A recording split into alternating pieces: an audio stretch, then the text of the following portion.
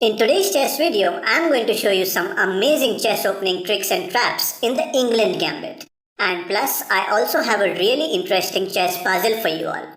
So stay tuned till the end and keep watching. Let's start with the opening, d4 and then e5. This is called the Englund Gambit.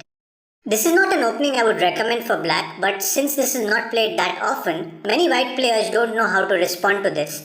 And that's what you need to take advantage of, especially in blitz and bullet games. There are some very nasty traps that you can set up as black, and believe me, you can completely destroy your opponent if he does not play correctly.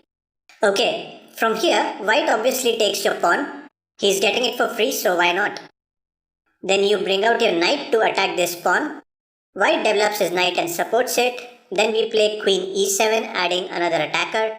White brings out his bishop to defend, and that's when you play this stunning move, queen b4 check, launching a double attack on the king and bishop. White has two logical replies. He can either block this check with his queen or bishop. If he blocks with his queen, then he's gone. Let me show you how. After queen d2, we take this pawn on b2. His rook is in trouble, so the only way he can save it is by offering to exchange queens. But to his surprise, we have this beautiful move, bishop to b4, and this sweetie is gone. Now let's go back. In this position, if white blocks this check with his bishop, then again we will take on b2. And now comes the most tricky part in the game. If white plays this move correctly, then he will have a solid advantage. But if he messes it up, then it's curtains for him. If you think logically, there are two main moves that white can play to save his rook. One is bishop to c3 and the other is knight to c3. The most tempting option would be bishop to c3, attacking the queen. I have personally seen most players moving their bishop, especially in the blitz and bullet format, and that is a big mistake. Let me show you the consequences. After white plays bishop c3, we will play the lethal move bishop b4. If he takes our bishop, then we can take back with our knight. Now we are double attacking this pawn and even threatening to fork the king and rook. This looks very unpleasant for white, and there isn't much that he can do from here. He will have to sacrifice his knight, and then it's just a matter of time before he's knocked off. Going back, in this position, if he plays queen to d2, then we can simply take this bishop. He cannot take back with his queen because then queen to c3 would be a checkmate. So he will have to take with his knight. But then he loses his rook. And even if you analyze this position, more or less this game is over. You should easily win it from here. Going back, now let me show you how white should play this. But wait, are you enjoying this video? If yes, then hit that thumbs up button right now. It really motivates me and helps me in planning the future content on this channel. Okay, let's flip the board.